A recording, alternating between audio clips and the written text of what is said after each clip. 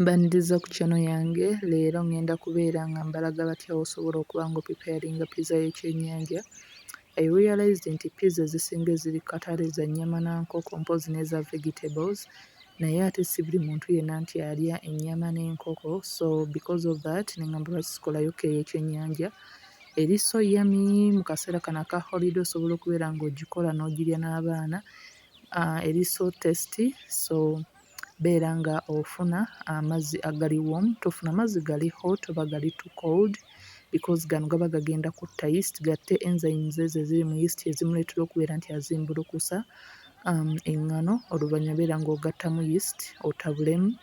Oluvannyuma yeast muleke abeere nga atuula oba nga restinga kumala eddakiika 5, then waba amaliriza beera ng'ogattamu omunnyo ne ssukaali, obeere nga ne bino byonna otabulamu bulungi nnyo bibeere nga bidissolvinga, then tugenda kubeera nga tugattamu eŋŋano. Eŋŋano ebikopo we tuba nga tukozesezza ebikopo 3 ku 4 tobiyiwamu byonna mulundi gumu, otandika na bikopo 2 nga bw'okanda, then n'obeera ng'ogenda mu maaso okwongeramu eŋŋano mpola mpola.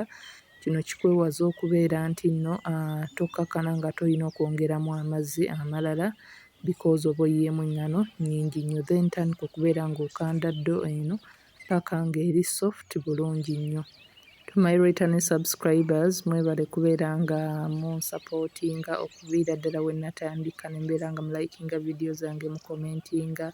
Ate to my new subscribers nammwe mbaaniriza temwerabira kubeera nga musubscribinga. Please like the video and leave a comment below. Let me know what you think about my recipes in the comment section. Oluvannyuma ng'eŋŋano emaze okubeera nga ddo egonda bulungi nnyo, beera ng'oyiwako eggiiko nga 2 ku 3 eza oil, obeere nga ogenda maaso okwongera okuba nti okanda paka nga ddo yeeyongedde okubeera nga eri soft bulungi nnyo. Olabira nti ddo eri ready oba eri soft bulungi kwe kubeera nga tekyakkwatira ku ngalo, nga bw'oginyigako bw'oti tejjira ku ngalo zo, so nti ate ng'ebouncing back, so genda maaso obeere nga okanda bulungi nnyo, then okakasa nti ddo yo eri ready, beera ng'ogiliisinga bawero yo ne butto omutonotono. Kino kikuyamba okubeera nti ddo eno wenaaba ezimbye tekwatira kuli eri ku bawero, n'okugisobozesa okubeera nti restinga eyongere okubeera ng'ebeera soft. Beera ng'ogibikkako bulungi nnyo, ogitereke mu kifo ekiri warm esobole okubeera nga yeast oyo afuna warmth oyo asobole okubeera nga arisinga bulungi nnyo oba edabulinge mu size. Then tugenda kubeera nga tutandika okukola ku pizza sauce. Pizza sauce zino ennyaanya nasoose ne mbeera nga nzifumbako. Mu kuzifumbako ekikuta kino kiba kyanguwa okuba nga kivaako. Oba tokozesezza nnyaanya zino nga ziriko ekikuta, osobola okubeera ng'okozesa tomato paste oba n'obeera nga okozesa ennyaanya ng'oziblendinze bulungi nnyo.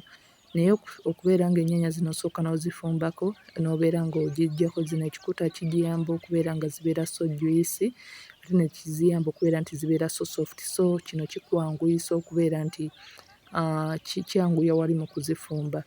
Then other ingredients ninamu obutungulu, katungulukyumu n'entangawuuzi, then of course ne spices endala nga bwe tujja okulaba. Then funa entamu, teekako butaacha muke. Ono tugenda kubeera nga tukola pizza sauce ewaka, but singa oba osobola okubeera ng'ogula oyiwa mu supermarket, then you can do that as well. Naye since this is a homemade pizza, njagala kuba nga mbalaga batya w'osobola okubeera nga buli kimu kyonna okikolera waka, n'obeera nga pizza ogikolera ewaka ne mugyenjoyinga ne famire yo. Obutungulu oluvannyuma nga bumaze okubeera nti obusiikako okumala eddakiika 1 ku 2, gattamu ennyaanya zino ne ssupu waazo yonna, obeere nga otandika nazo okubeera ng'ozisiikako. Twagala zibeere nga zigonda, nga zibreakinga down. Then after ng'otabuddemu 1 to 2 minutes, beera ng'oluvannyuma addingamu katungulukyumu ne garlic, bino nabyo beera ng'obitabulamu.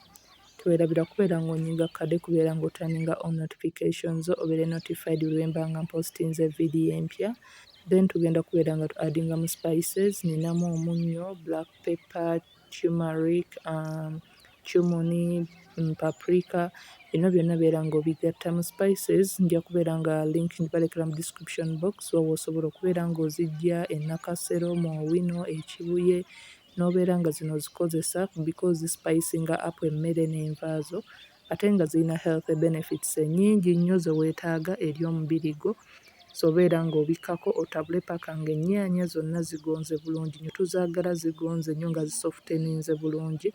Then oluvannyuma beera ng'oggyako kasita ziba nga zigonze, obeere ng'omuleka sauce ono abeere nga resting oba nga like akuulingamu, oluvannyuma mu blending.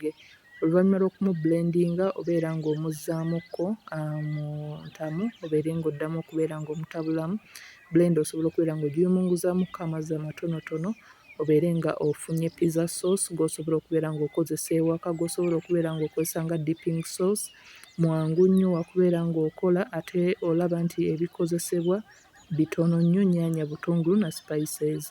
Osobola okubeera ng'oyongeramuko ka coriander oba ka oatmeal, n'oyongera okubeera ng'omuwunyisa bulungi n'okubeera ng'alimu that green color ennungi.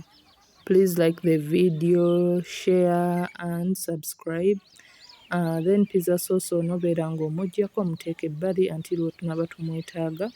Osobola okulaba nti oluvannyuma lw'essaawa 1 ku 2 already eddoo yaffe emaze okubeera ng'edabulinga in size, beera ng'eno ogitoolako. Osobola okubeera ng'okola pizza ez'enjawulo oba wabadde wakozesezza ng'olina fillings oba toppings ez'enjawulo. Osobola okubeera ng'okola eya vegetable, okola ey'ennyama ng'okozesezza ddo emu n'obeera ng'ogyawulamu emirundi ena, but eyange nayawuddeko paati emu nembeera nga gye ngenda okukolamu pizza. Then beera ng'ofuna tray oba ekintu kyonna ky'ogenda okubeera ng'okolerako pizza, obeere nga oba sowaani, obeere nga okidasitingako n'eŋŋaano. Okudasitingako n'eŋŋaano kukuyamba okubeera nti pizza eno oba ddo eno tekwatira wansi ng'otuuka okubeera ng'ogisala oba ng'ogiggyako. Oluvannyuma ddo tandika okubeera ng'ogiroolingamu. Okugiroolinga kuno osobola okubeera nga ekuyamba okubeera nti ofuna even size eya ddo bulungi nnyo, oba okubeere ng'okola round shape eya pizza nga weetera okubeera ng'ebeera. But osobola okubeera ng'okola eya triangle, osobola okubeera ng'okola eya rectangle, kyonna ky'oba oyagadde shapes ez'enjawulo osobola okubeera ng'ozikola, oba n'okubeera ng'okola bu mini pizzas obutonotono ewaka, buli omu n'abeera ng'alina ka pizza akaka akatonotono. Then ddo beera ng'ogitereeza bulungi ku tray, oluvannyuma beera ng'ofuna ka toothpick obeere nga oteekamu obutuli oba fork. Kino kikuyamba okubeera nti ddo eno tejja kubeera ng'erisinga nga tuli mu kubeera nga tubeekinga pizza yaffe. Osobola okukola eya ka crust akatono oba eya crust ennene okusinziira ku kyonna ky'oba weetaaze. Then for the toppings nakozesezza fish fingers, nasoose kubeera nga bwe muti bwe mulaba mu vidiyo gye nabalaze gye nakapositinga eya fish fingers, nti ozikwata n'obeera ng'osooka n'ozikootingako mu ngano okubeera nti ozimakinga crispy, oluvannyuma n'obeera ng'ozikootinga mu butter gw'oba watabudde ng'otaddemu spices ez'enjawulo. Then oluvannyuma n'otandika okubeera ng'ozisiika paka nga ziri brown and crispy. So these ze tugenda okubeera nga tukozesa, yeeno engeri gye nakozesezaamu kino ekyennyanja. But because ekyennyanja kijja mangu, osobola okubeera ng'okikola nga tosoose kubeera ng'okisiika mu ngeri eno bw'etyo, n'osala pieces entonotono, oluvannyuma n'obeera nga oziteekako, because nakyo kiringanga nti ekyennyanja osooka kisitiimingako katono. Abeetaaze vidiyo eno ngenda kubeera nga gibalekera mu description box. Then tandika okubeera ng'osala pieces entono mu fish fingers zino. Osobola okulaba nti ziri soft because nabadde naziterese mu ka tiffin, so buli wozitereka ziruzinga crispiness yazo eyo. So obeera ng'osala mu pieces entonotono, oba obadde oyagala zibeere crispy bulungi osobola okubeera ng'ozizzaamuko mu butto n'obeera ng'oziddamu okubeera nga oba nga zisiikakoko.